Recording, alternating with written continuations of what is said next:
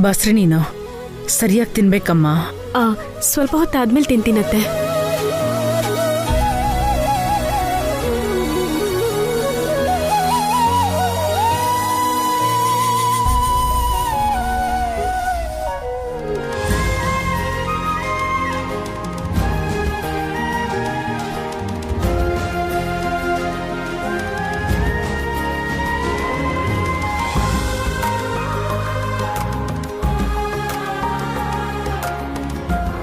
ಯಾಕಮ್ಮ ಊಟ ಮಾಡದೆ ಎಲ್ಲರೂ ಹಾಗೆ ನೋಡ್ತಾ ಇದೆಯಲ್ಲ?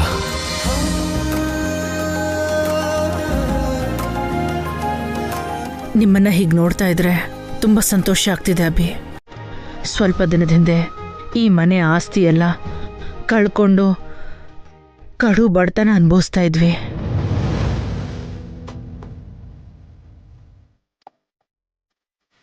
ನೀವು ಕಷ್ಟಪಡೋದನ್ನ ನೋಡೋಕ್ಕಾಗದೆ ನಿಮ್ಮಪ್ಪ ನಾನು ಊರಿಗೆ ಹೋಗ್ಬಿಟ್ವಿ. ಈಗ ಮತ್ತೆ ಆಸ್ತಿ ಬಂದಿದೆ. ನೀವೆಲ್ಲರೂ ಖುಷಿಯಾಗಿದ್ದೀರಾ?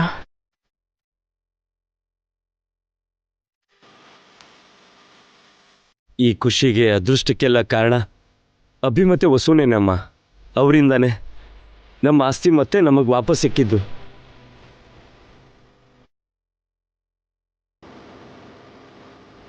ಬಡತನದಲ್ಲಿ ಇದ್ದಾಗ್ಲೂ ಕೂಡ ಅಭಿ ವಸು ಇಬ್ರು ನಮ್ಮೆಲ್ಲರನ್ನು ತುಂಬಾ ಚೆನ್ನಾಗಿ ನೋಡ್ಕೊಂಡ್ರತ್ತೆ. ಯಾವ ಕೊರತೆನೂ ಇಲ್ದಂಗೆ ಶ್ರಾವ್ಯನ್ ಮದ್ವೆನೂ ಮಾಡಿದ್ರು. ಶ್ರಾವ್ಯ ಮದ್ವೆಗೋಸ್ಕರ ಅಖಿಲ್ ಹಾರಿಕಾ ಇಬ್ರು ಅಮೆರಿಕಾಗ್ ಹೋಗದೆ ಇರೋ ತರ ತಡೆದ್ರು ಅಷ್ಟೇ ಅಲ್ವಾ?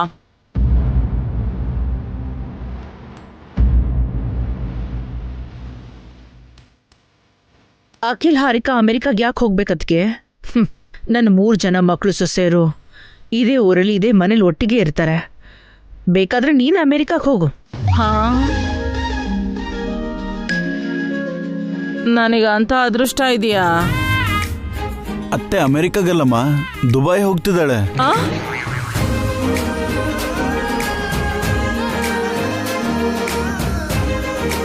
ಹೋಗ್ತೀನಿ ಕಣೋ, ಯಾವತ್ತಾದ್ರೂ ಒಂದಿನ ಹೋಗ್ತೀನಿ ದುಬೈಗೆ. ನಾವಿನ್ನು ಯಾವ ಅಮೆರಿಕಾಗೂ ಹೋಗಲ್ಲ ಅತ್ತೆ, ಇಲ್ಲೇ ಇರ್ತೀವಿ. ನೀವೆಲ್ಲರೂ ಇಲ್ಲೇ ಒಟ್ಟಿಗೆ ಇರಬೇಕು ಅನ್ನೋದೇ ನನ್ನ ಆಸೆ, ನಿಮ್ಮ ಮಾವನವ್ರ ಆಸೆ. ಈ ಕುಟುಂಬ ಯಾವತ್ತೂ ಒಡಿದಿರೋ ಹಾಗೆ ಅಭಿ ವಸು ತುಂಬಾನೇ ಕಷ್ಟಪಟ್ಟಿದ್ದಾರೆ.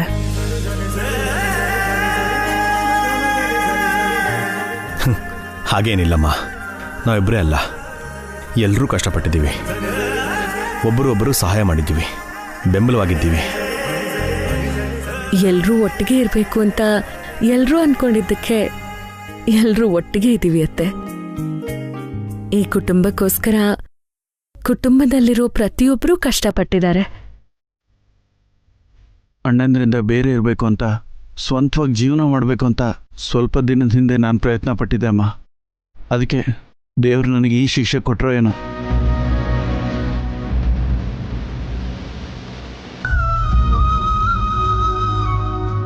ಈ ಶಿಕ್ಷೆ ಕೂಡ ಒಂದು ಲೆಕ್ಕದಲ್ಲಿ ಒಳ್ಳೇದೇ ಆಯಿತು.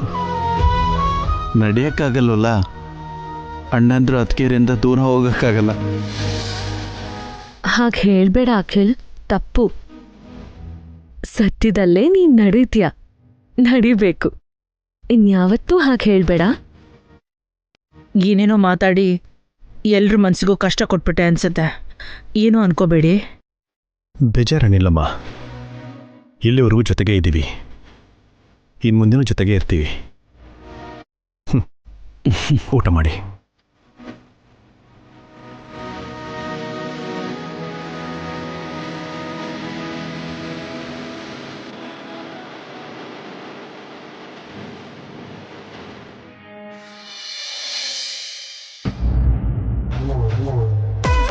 ಏನೇ ನಿನಗೇನ್ ಅನ್ಯಾಯ ಮಾಡಿದೀನಿ ಅಂತ, ಏನ್ ದ್ರೋಹ ಮಾಡಿದೀನಿ ಅಂತ ನನ್ನನ್ ಕೆಳಗ್ ಬೀಳ್ಸಿ ನನ್ ಮುಖಕ್ ಚಟ್ನಿ ಅಂಟೋ ತರ ಮಾಡ್ದೆ.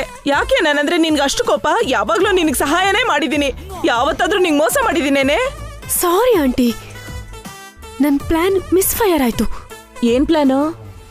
ವಸು ಅಕ್ಕಂಗೆ ಕಾಲ್ ಅಡ್ಡ ಕೊಟ್ಟು ಬಿಸಿ ಬಿಸಿ ಸಾಂಬಾರ್ ಅತ್ತೆ ಮೇಲೆ ಬೀಳೋ ತರ ಮಾಡಿ ಅತ್ತೆಯಿಂದ ವಸು ಅಕ್ಕನ ಬಯಸ್ಬೇಕು ಅನ್ಕೊಂಡಿದ್ದೆ. ಆದ್ರೆ ಸಡನ್ ಆಗಿ ನೀನ್ ಎಂಟ್ರಿ ಕೊಟ್ಟು ಚಟ್ನಿಲ್ ಬಿದ್ದೋದ. ಆ ಪ್ಲಾನ್ ನ ಮೊದ್ಲೇ ಹೇಳ್ಬೇಕಿತ್ತಲ್ವಾ? ಅದು ಮೊದ್ಲೇ ಅನ್ಕೊಂಡ್ ಮಾಡಿರೋ ಪ್ಲಾನ್ ಅಲ್ಲ, ಆ ಕ್ಷಣದಲ್ಲಿ ಹೊಡೆದಿದ್ ಪ್ಲಾನ್ ನ ಇಂಪ್ಲಿಮೆಂಟ್ ಮಾಡಿದೆ. ಇನ್ ಮುಂದೆ ಏನೇ ಮಾಡಿದ್ರು ನನಗೆ ಹೇಳ್ಬಿಟ್ ಮಾಡು. ಇಲ್ಲ ಅಂದ್ರೆ ಇಂಥ ಎಡವಟ್ಟೆ ಆಗೋದು. ಅರ್ಥ ಆಯ್ತು ಆಂಟಿ. ಇನ್ ಮುಂದೆ ಏನ್ ಮಾಡಿದ್ರು ಒಟ್ಟಿಗೆ ಮಾಡೋಣ. ನಿಧಾನಕ್ಕೆ ಅತ್ತೆನ ಪೊಲ್ಯೂಟ್ ಮಾಡಿ ವಸ್ಸು ಅಕ್ಕನ ಬಯಸೋಣ. ವಸ್ಸು ಅಕ್ಕ ನನಗೆ ನಿನ್ಗೆ ಹೊಡೆದಿರೋ ಒಂದೊಂದು ಏಟಿಗೂ ರಿವೆಂಜ್ ತೀರ್ಸ್ಕೊಳ್ಳೋಣ. ಅಷ್ಟೇ ಅಲ್ಲ ಕಣೆ, ಅರ್ಧ ಆಸ್ತಿ ಕೊಡ್ತೀವಿ ಅಂದಿದಾರಲ್ಲ, ಆದಷ್ಟು ಬೇಗ ಆ ಆಸ್ತಿನ ನಿನ್ ಹೆಸರಿಗೆ ಬರ್ಸ್ಕೋಬೇಕು. ಇಲ್ಲ ಅಂದ್ರೆ ಮಾತೆ ಬದಲಾಯಿಸ್ಬಿಡ್ತಾರೆ. ನೀನು ಅರ್ಧ ಆಸ್ತಿ ಬಗ್ಗೆ ಮಾತ್ರ ಯೋಚನೆ ಮಾಡ್ತಿದ್ಯಾ. ನಾನು ಪೂರ್ತಿ ಆಸ್ತಿನ ನನ್ ಸ್ವಂತ ಮಾಡ್ಕೋಬೇಕು ಅಂತ ನೋಡ್ತಿದ್ದೀನಿ. ಏನು, ಪೂರ್ತಿ ಆಸ್ತಿನಾ? ಹೌದು. ಈ ಸಮಸ್ತ ಆಸ್ತಿಗೆ ನಾನೇ ಯುವರಾಣಿ ಆಗ್ಬೇಕು ಅಂತ ಅನ್ಕೊಂಡಿದ್ದೀನಿ. ಅದಾಗುವಂತ ಕೆಲ್ಸನಾ? ಯಾಕೆ ಸಾಧ್ಯ ಆಗಲ್ಲ? ಮಗು ರೂಪದಲ್ಲಿ ನನಗೊಂದು ಅದ್ಭುತವಾದ ಅವಕಾಶ ಸಿಕ್ಕಿದೆ. ಈ ಮಗುಗೋಸ್ಕರ ಇವರು ಅರ್ಧ ಆಸ್ತಿ ಕೊಡಕ್ ಒಪ್ಕೊಂಡಿದ್ದಾರೆ. ಈ ಮಗುನೇ ಮುಂದಿಟ್ಕೊಂಡು ಪೂರ್ತಿ ಆಸ್ತಿನ ಎಳ್ಕೋತೀನಿ. ಎಲ್ರೂ ನನ್ನ ಕೈ ಕೆಳಗಿರೋ ಹಾಗೆ ಮಾಡ್ತೀನಿ. ಆಸೆಗೂ ಒಂದ್ ಮಿತಿ ಇರ್ಬೇಕು ಕಣೆ. ಅತಿ ಆಸೆ ಪಟ್ರೆ ಅಮೃತನೂ ವಿಷ ಆಗತ್ತೆ. ಅದು ಹಳೆ ಗಾದೆ ಆಂಟಿ. ಹೊಸ ಗಾದೆ ಏನು ಅಂದ್ರೆ, ಅವಕಾಶ ಬಂದಾಗ್ಲೇ ಸಿಕ್ಕಿದ್ದೆಲ್ಲ ದೋಚು. ನಿನ್ನಂಥ ದೊಡ್ಡವ್ರು ಹೇಳ್ತಿರ್ತಾರಲ್ಲ, ಕಬ್ಬಣ ಕಾದಾಗ್ಲೇ ಅದನ್ನ ಬಡಿಬೇಕು ಅಂತ. ನನ್ನ ಹೊಟ್ಟೆಲಿ ಮಗು ಇರ್ಬೇಕಾದ್ರೇನೆ ಈ ಪೂರ್ತಿ ಆಸ್ತಿನ ನನ್ ಸ್ವಂತ ಮಾಡ್ಕೋಬೇಕು. ಹೇಗೂ ನನ್ನ ಮಗುನ ಈ ವಂಶದ ವಾರಸ್ದಾರ ಅಂತ ಎಲ್ರೂ ಹೇಳ್ತಿದಾರಲ್ಲ, ಇವನು ಈ ಸಮಸ್ತ ಆಸ್ತಿಗೆ ವಾರಸ್ದಾರ. ಏನೇ ಕಾಮಿಡಿ ವಿಲನ್ ಆಗಿದ್ದೋಳು ಸ್ವಲ್ಪ ಸೀರಿಯಸ್ ವಿಲನ್ ಆಗ್ಬಿಟ್ಟಿಯಲ್ಲ. ನಿನ್ನ ಚಿಕ್ಕ ತಲೆಯಲ್ಲಿ ಇಷ್ಟು ದೊಡ್ಡ ಸಂಚ ಅಡಗಿದ್ಯಾ? ಆಲದ ಮರದ ಬೀಜ ಚಿಕ್ಕದಾಗೆ ಇರುತ್ತೆ ಆಂಟಿ. ಆ ಬೀಜ ಮೊಳಕೆ ಒಡೆದ ಮೇಲೆನೆ ದೊಡ್ಡ ಮರ ಆಗುತ್ತೆ.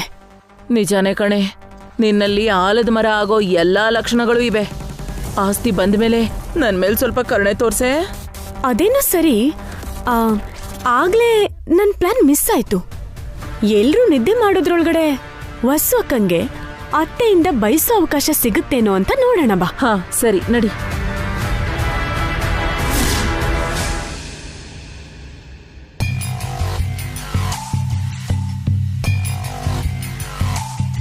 ಮಮ್ಮಿ ಮಮ್ಮಿ ಹಸ್ವಾಗ್ತದೆ ಮಮ್ಮಿ.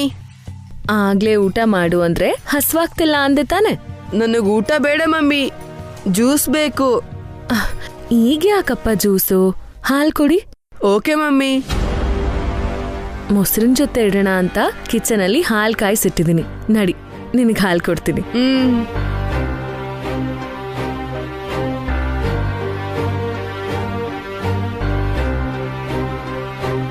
ಏನ್ ರಾಕಿ, ಬುಕ್ಸ್ ಎಲ್ಲ ಹಾಕ್ ಬಿಸಾಕಿದ್ಯಾ? ಈ ಬುಕ್ಸು ನಂದಲ್ಲ ಮಮ್ಮಿ, ಅನ್ನೋದು. ಯಾರ್ದಾದ್ರೆ ಏನು, ನೀಟಾಗಿ ಜೋಡ್ಸಿಡು, ನಾನ್ ಹಾಲ್ ತಗೊಂಡ್ ಬರ್ತೀನಿ. ಹೊಸೋರೆ ಹೊಸೋರೆ, ಏನ್ರಿ? ಆ ಟೆಂಡರ್ ಫೈಲಲ್ಲಿ ಇಟ್ಟಿದ್ದೀರಾ ಅಂದೆ? ರೂಮಲ್ಲೇ ಇಟ್ಟಿದ್ದೀನ್ರಿ. ಕಾಣಿಸ್ತಾ ಇಲ್ಲ, ಸ್ವಲ್ಪ ಹುಡುಕೊಡ್ತೀರಾ? ಸರಿ.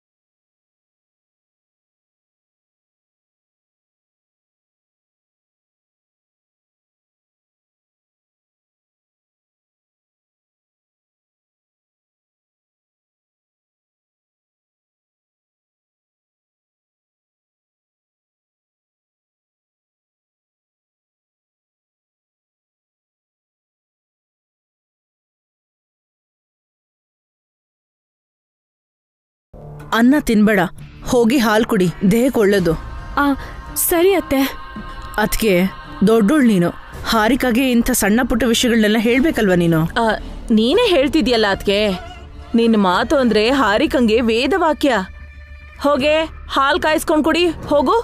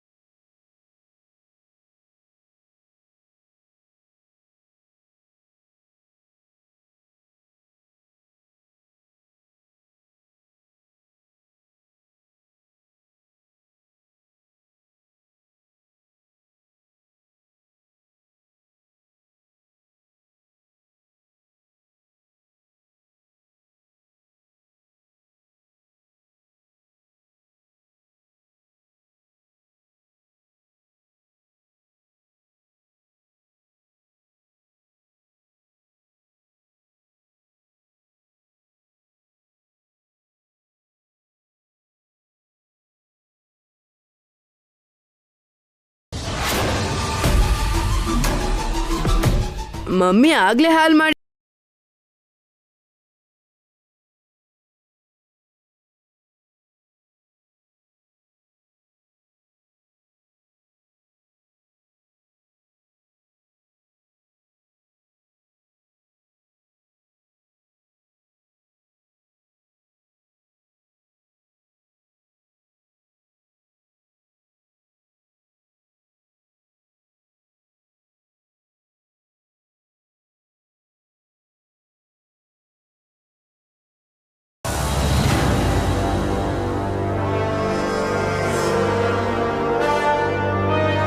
ರಾಕಿ,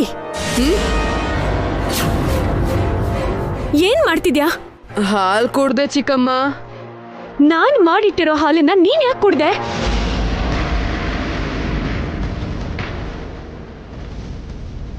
ಇದು ನೀನ್ ಮಾಡಿಟ್ಟಿರೋ ಹಾಲ? ನಮ್ಮ ಮಮ್ಮಿ ಮಾಡಿಟ್ಟಿರೋ ಹಾಲ್ ಅನ್ಕೊಂಡೆ ಚಿಕ್ಕಮ್ಮ. ಏನಾಯ್ತೆ? ನೋಡು ಆಂಟಿ, ನಾನ್ ಕುಡಿಬೇಕು ಅಂತ ಇಟ್ಟಿದ್ದ ಹಾಲನ್ನ ರಾಕಿ ಕುಡಿದ್ಬಿಟ್ಟ. ಅಯ್ಯಯ್ಯಯ್ಯೋ, ನೀ ಹುಡುಗಾನೋ ಪಿಶಾಚಿನೋ? ಚಿಕ್ಕ ಬಕಾಸುರ ತರ ತಯಾರಾಗಿದೆಯಲ್ಲೋ, ಅದೇನ್ ಹೊಟ್ಟೆನೋ ಕನ್ನಂಬಡಿ ಕಟ್ಟೆನೋ?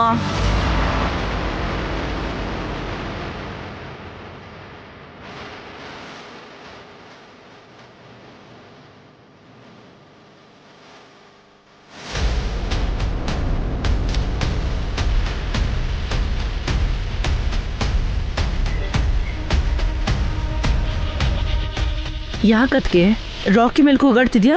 ಏನಾಯ್ತು? ಇವನೇನ್ ಮಾಡ್ದ ಅಂತ ಗೊತ್ತಾ ಅದ್ಕೆ? ಬಸ್ರಿ ಆದೋಳು ಅಂತ ಚೂರು ಕನಿಕರ ಇಲ್ದೆ ಇವಳು ಹೊಟ್ಟೆ ಮೇಲೆ ಹೊಡೆದಿದ್ದಾನೆ.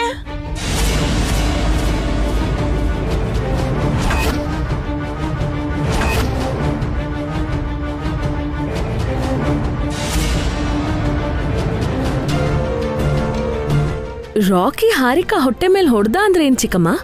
ನಾನ್ ಕುಡಿಬೇಕು ಅಂತಿದ್ದ ಹಾಲನ್ನ ಇವನ್ ಕುಡಿದ್ಬಿಟ್ಟ ಅಕ್ಕ.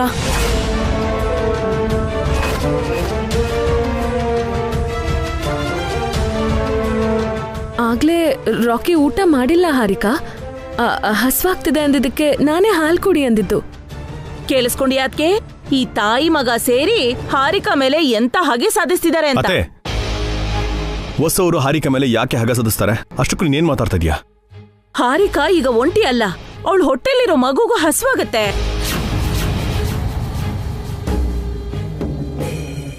ಆಗ್ಲೇ ಇವಳು ಹಸ್ವಾಗ್ತಿದೆ ಅಂದಿದ್ದಕ್ಕೆ ನಿಮ್ಮಮ್ಮನೆ ಹಾಲ್ ಕುಡಿಯಮ್ಮ ಅಂತ ಹೇಳಿದ್ದು. ನಿನ್ ಹೆಂಡತಿ, ನಿನ್ ಸಾಕಿದ ಮಗ ಇಬ್ರು ಸೇರಿ ಇವಳು ಹೊಟ್ಟೆಗೆ ಹಾಲೇ ಇಲ್ದರಂಗ್ ಮಾಡ್ಬಿಟ್ರು.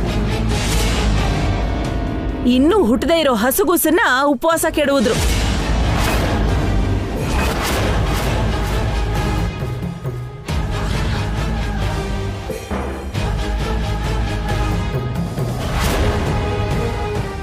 ಯಾಕತ್ತೆ ದೊಡ್ಡ ದೊಡ್ಡ ಮಾತಾಡ್ತಿದ್ಯಾ?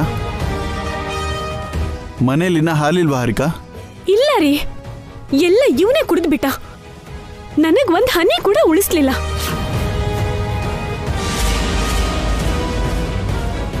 ಸಾರಿ ಚಿಕ್ಕಮ್ಮ, ಅದು ನೀವು ಮಾಡಿಟ್ಟಿರೋ ಹಾಲು ಅಂತ ನನಗೆ ಗೊತ್ತಿರ್ಲಿಲ್ಲ. ಮಮ್ಮಿ ಇಟ್ಟಿರ್ಬೇಕೇನೋ ಅಂತ ಕುಡ್ದೆ ಅಷ್ಟೇ. ಆ ಗ್ಲಾಸಲ್ಲಿರೋ ಹಾಲನ್ನ ನಿಮ್ಮಮ್ಮ ಕೊಟ್ಟಿದ್ದೇನೋ? ಇಲ್ಲ ಅಜ್ಜಿ, ಇಲ್ಲಿಟ್ಟಿದ್ರಲ್ಲ ಅದಕ್ಕೆ ಕುಡ್ದೆ. ನಾನ್ ಕುಡಿಬೇಕು ಅಂತ ಹಾಲ್ ತಂದಿಟ್ಟೆ. ಫೋನ್ ಬಂತು ಅಂತ ಆ ಕಡೆ ಹೋದೆ. ವಾಪಸ್ ಬರೋದ್ರೊಳಗಡೆ ಇವನ್ ಕುಡ್ದಿದ್ದ. ಚಿಕ್ಕ ಹುಡುಗ ಹಸುವಾಗಿ ಕುಡ್ದಿರ್ತಾನೆ ಬಿಡು, ಅದಕ್ಯಾಕೆ ಜಗಳ?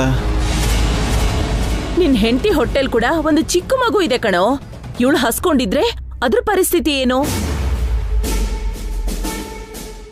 ಅಷ್ಟಕ್ಕೂ ಹಾರಿಕಾ ಕುಡಿಬೇಕು ಅನ್ಕೊಂಡಿದ್ದ ಹಾಲನ್ನ ಇವನ್ ಯಾಕೆ ಕುಡಿಬೇಕು?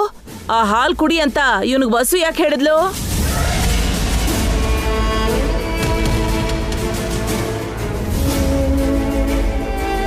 ಈ ಮನೇಲಿ ಇರೋದೆಲ್ಲ ಇವ್ರದ್ದೇ ಅನ್ಕೊಂಡಿದಾರ? ಉಳ್ದವ್ರೆಲ್ಲ ಉಪವಾಸ ಸತ್ರು ಪರವಾಗಿಲ್ಲ ಅನ್ಕೊಂಡಿದಾರ? ಅತ್ತೆ, ವಸು ರೊಕ್ಕೆ ಅಂತವ್ರಲ್ಲ. ಸುಮ್ನೆ ಆ ಥರ ಮಾತಾಡ್ಬೇಡ. ಅವಶ್ಯಕತೆ ಇದ್ರೆ ಅವ್ರು ಉಪವಾಸ ಇದ್ದು ಉಳ್ದವ್ರಿಗೆ ಊಟ ಹಾಕ್ತಾರೆ ಹೊರತು ಒಬ್ರು ಹೊಟ್ಟೆ ಮೇಲೆ ಹೊಡೆದು ಅವ್ರ ಹೊಟ್ಟೆ ತುಂಬಿಸ್ಕೊಳ್ಳೋರಲ್ಲ. ಮತ್ತಿವಾಗ ನಡೆದಿದ್ದೇನಕ್ಕ? ನನ್ನ ಉಪವಾಸ ಕೆಡವಬೇಕು ಅಂತಾನೆ ಅಲ್ವಾ ವಸ್ಸು ಅಕ್ಕ ರಾಕಿಗೆ ಹಾಲ್ ಕುಡಿ ಅಂತ ಹೇಳಿದ್ದು. ಸಾರಿ ಹಾರಿಕಾ, ನೀನು ಹಾಲ್ ಕುಡಿತೀಯ ಅಂತ ಅನ್ಕೊಂಡಿರ್ಲಿಲ್ಲ. ಬಸ್ರಿ ಆದವಳು ರಾತ್ರಿ ಹೊತ್ತು ಹಾಲ್ ಕುಡಿದೆ ಪಂಚಭಕ್ಷ ಪರಮಾನ್ನ ತಿಂತಾಳೇನೆ? ತಿಂದು ಅರ್ಗಿಸ್ಕೋತಾಳ? ನೀನೇ ಹೇಳು ಅದ್ಕೆ. ನೋಡ್ಕೋಬೇಕಲ್ವ ಬಸ್ಸು? ಹಾರಿಕಾ ಬಗ್ಗೆ ಸ್ವಲ್ಪ ಯೋಚನೆ ಮಾಡ್ಬೇಕಲ್ವಾ? ಅವಳು ರಾಕಿ ಬಗ್ಗೆ ಬಿಟ್ಟು ಇನ್ಯಾರ ಬಗ್ಗೆನೂ ಯೋಚನೆ ಮಾಡಲ್ಲ ಅದಕ್ಕೆ.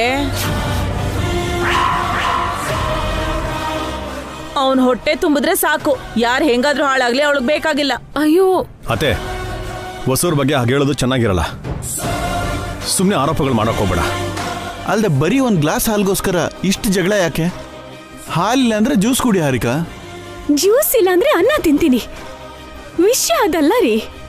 ನನ್ನ ಬಗ್ಗೆ ವಸು ಅಕ್ಕ ರಾಕಿ ಯೋಚನೆ ಮಾಡ್ಬೇಕಲ್ವಾ? ನಾನೀಗ ಒಬ್ಬಂಟಿನೂ ಅಲ್ಲ. ನನ್ನ ಹೊಟ್ಟೆಲಿ ನಮ್ಮ ಮಗು ಇದೆ ಅಲ್ವಾ? ನೋಡ್ ರಾಕಿ, ನಿಮ್ ಚಿಕ್ಕಮ್ಮನ್ಗೆ ಹುಡ್ತಿರೋ ಮಗು ನಿನಗೆ ತಮ್ಮನೋ ತಂಗಿನೋ ಆಗಿರ್ತಾರೆ. ನೀನು ಅವ್ರ ಬಗ್ಗೆ ಯೋಚನೆ ಮಾಡಬೇಕು. ನಿನ್ನ ಸ್ವಾರ್ಥ ನೀನು ನೋಡ್ಕೋಬಾರ್ದು, ಸರಿನಾ?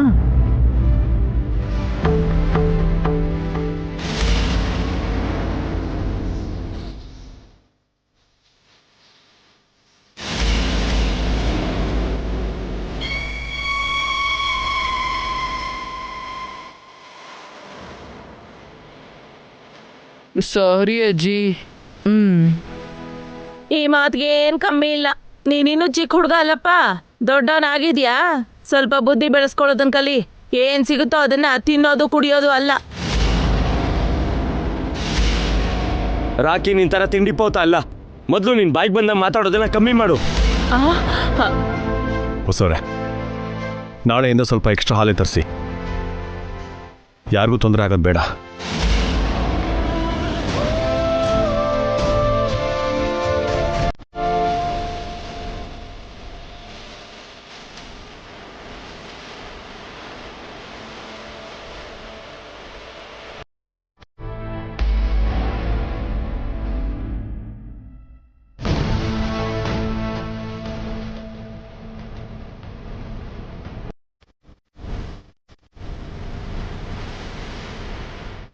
ಸುಖ ಸುಮ್ಮನೆ ರಾಕಿನ ಹರ್ಟ್ ಮಾಡಿದೆ ಹಾರಿಕಾ.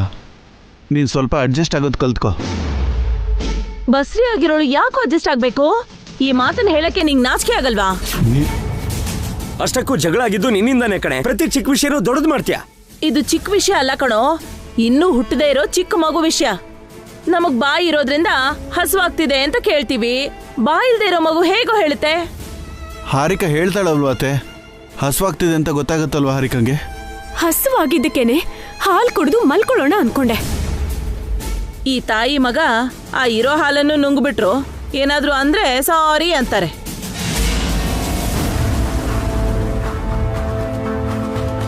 ಇದನ್ನಿಲ್ಲೇ ಬಿಡು ಅದಕ್ಕೆ. ಮತ್ತೆ ಹೀಗಾಗದಿರೋ ಥರ ನೋಡ್ಕೋ ವಸು. ಹಾರಿಕಾ ಜವಾಬ್ದಾರಿ ನಮ್ಮೆಲ್ರದು. ಅವಳಿಗೆ ಕಷ್ಟ ಆಗದಿರೋ ಥರ ನೋಡ್ಕೋಬೇಕು. ಹೋಗಿ ಎಲ್ಲರೂ ಹೋಗಿ ಮಲ್ಕೊಳ್ಳಿ.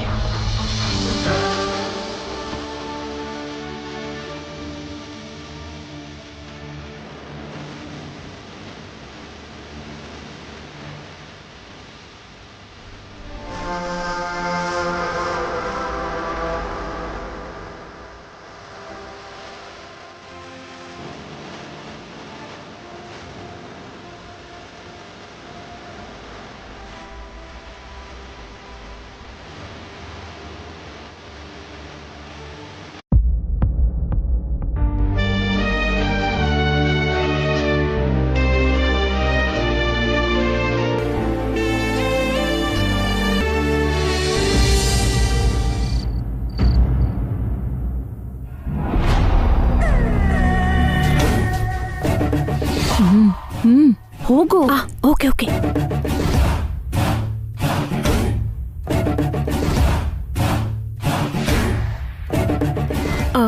ಅತ್ತೆ, ನನ್ನ ಕ್ಷಮಿಸಿ ಅತ್ತೆ. ಅಯ್ಯೋ ಅಯ್ಯೋ, ಏನಮ್ಮ ಇದು? ನೀನೇನು ತಪ್ಪು ಮಾಡಿದ್ಯಾ ಅಂತ ನಾನೇನ ಕ್ಷಮಿಸ್ಬೇಕು? ಅತ್ತೆ, ಆಗ್ಲೇ ಹಾಲಿಗೋಸ್ಕರ ದೊಡ್ಡ ಜಗಳ ಆಯ್ತಲ್ವಾ, ಅದು ನನ್ನಿಂದಲೇ ಆಗಿದ್ದು. ಹಾರಿಕಾ, ಇನ್ ಬಿಡಮ್ಮ ಅದನ್ನ. ಇಲ್ಲ ಅತ್ತೆ, ಸುಮ್ನೆ ಜಗಳ ಮಾಡಿದೆ. ನಿಮ್ ಮನ್ಸಿಗೆ ನೋವು ಮಾಡಿದೆ. ತುಂಬಾ ದಿನ ಆದ್ಮೇಲೆ ಬಂದಿದ್ದೀರಾ. ಬಂದಿದ್ ಮೊದಲನೇ ದಿನನೇ ಜಗಳ ಆಯ್ತು, ಅದು ನನ್ನಿಂದ. ಹಾಗೇನಿಲ್ಲಮ್ಮ, ಸಣ್ಣ ಪುಟ್ಟ ತಪ್ಪುಗಳು ಆಗ್ತಾನೆ ಇರ್ತವೆ, ಬಿಟ್ಬಿಡು. ಸಣ್ಣ ಪುಟ್ಟ ಜಗಳ ಅಲ್ಲ ಅತ್ತೆ.